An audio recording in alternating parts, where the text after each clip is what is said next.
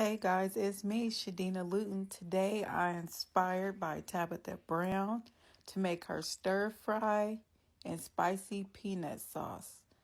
You guys, I bought these cashews. These are the cashews I use. I chopped everything up.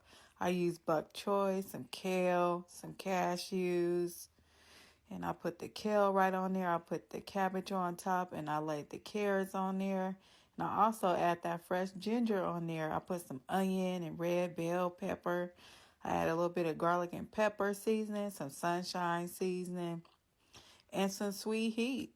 I was like, let me spike it up a little bit. I said, this is Tabitha Brown meal ideas tonight. I was like, ooh, let's do this stir fry.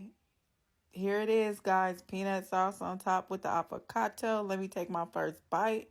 It's a 10 out of 10. Oh, yes, it's good.